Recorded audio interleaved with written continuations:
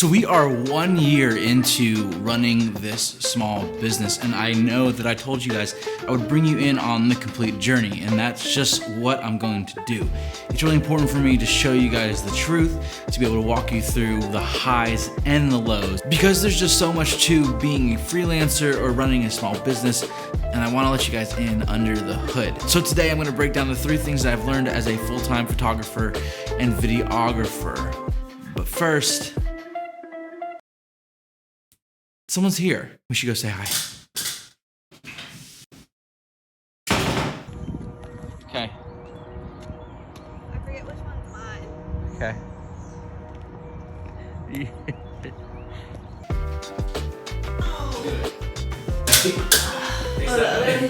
Oh, the camera. Yeah. Oh, it's going. Hi. Hello. This is Anna. She's helped me out this year. Yeah. Got a lot to get into today. Let's do it. I didn't prepare for this at Yeah, all. I'm not ready. Let's do it. Can I go? All right, get back to work. Whoa. You got a mountain and a pigeon.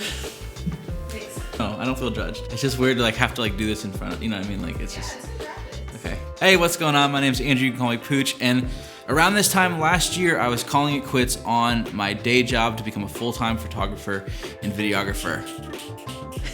And like I said earlier in this video, I had this whole serious idea planned. I was gonna be moody and really dramatic about the journey, but instead, I'm not feeling that anymore. I'm feeling like I'm too dramatic and too moody half the time. So we're gonna do a really simple approach to this. I'm gonna break down 3 things that I learned this past year going full time in order to, 1, help you guys figure out whether or not going full time into photo and video work is something that you should do, and 2, just to give you guys a little bit of an under the hood experience and look at what it's really like. It's easy to paint this in a really beautiful and exciting picture of just wins and successes and traveling and doing great things, but the reality is a lot more grounded in hard work, frustration, and failure.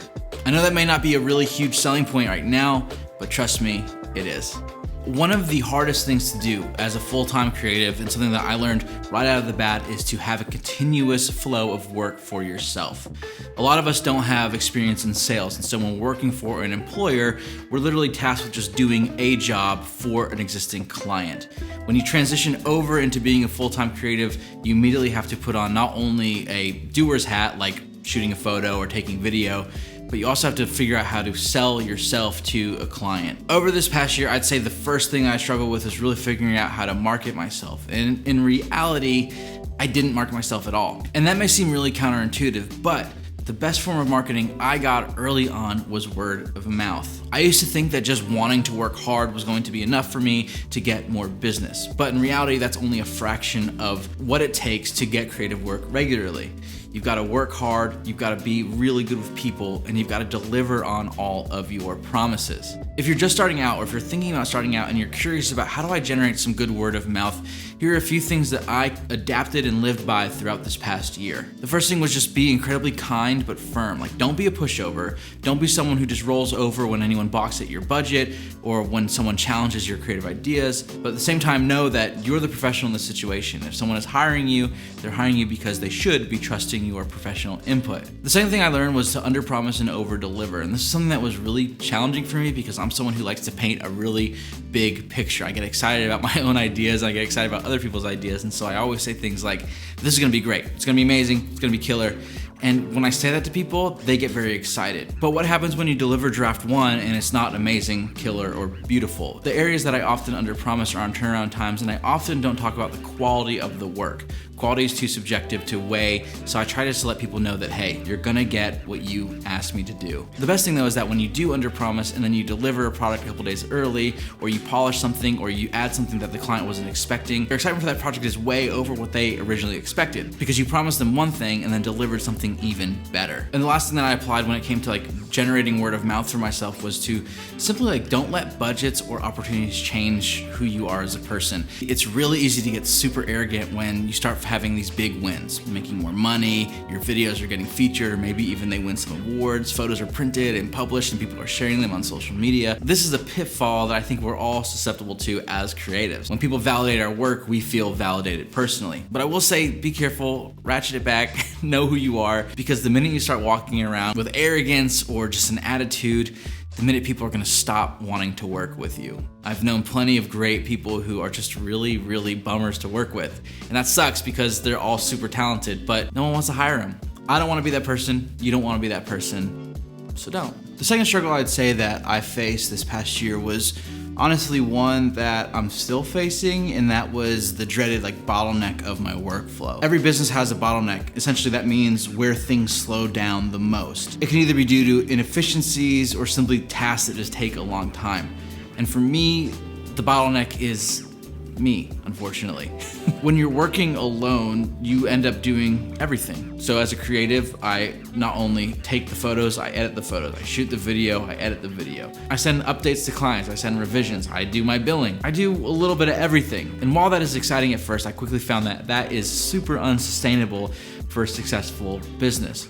And just a little caveat, I was just having a conversation with Anna and I was saying how I didn't want to start a business. I just wanted to work. And I don't really know when this started to happen, but I couldn't really avoid starting a business. It just started to snowball, the work kept coming in, and now I definitely feel like I am starting a business, so couldn't avoid it forever. So the way that I've heard to solve this bottleneck and some of the things that I'm putting into practice are simply doing the things that only I can do and then enabling people to do all the other things for me. Whether that be hiring someone to help me out with admin work, bringing in editors, collaborating with directors and other videographers, whatever it may be, that is my main goal for 2022. Now, the reason I didn't do that last year and the reason why it was such a pain point is because I didn't have the money to do that. But fortunately for me, in 2022, I'm able to start building a small team, and it feels great. The fact that I can be recording a YouTube video right now while someone else is billing, sending emails, and connecting with my clients is just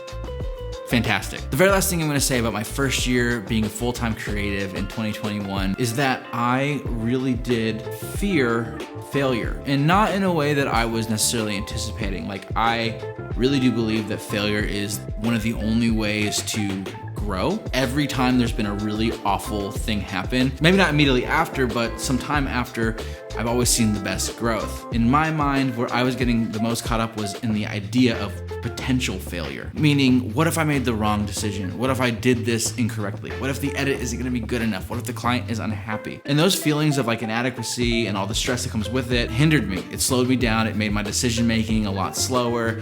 It made me a lot less confident in my work. And I think at times, yeah, it even affected the work and caused it to be less than what I would consider up to my standards. I don't really know if I have a solution to getting rid of those feelings of fear or inadequacy, and I think that's gonna be okay. I think we all need to carry that with us and be honest with the fact that we're human beings, we're gonna feel those feelings. The thing that I will say though is that the way that I've coped with it, the way that I've handled those emotions is by simply talking about it.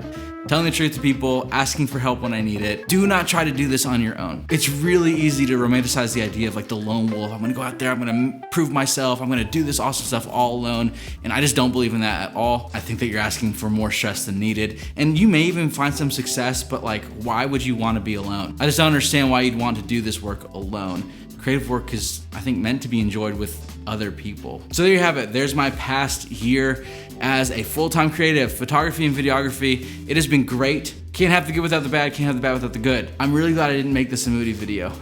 That's all I gotta say. For all of y'all who have been here from the very start, thanks for being here. If you're new here, this isn't a typical video for the channel, so sorry for that, but if you want to feel less lonely in your creative journey, then I would recommend leaving a like, dropping a comment, and ultimately subscribing so we can be creative together and feel less lonely. All right, that's it. I'll see you in the next one. Peace. Peace. Peace. Make dope shit. Oops. I don't try not to flat out cuss on the channel. You have before. Have I? Oh, okay.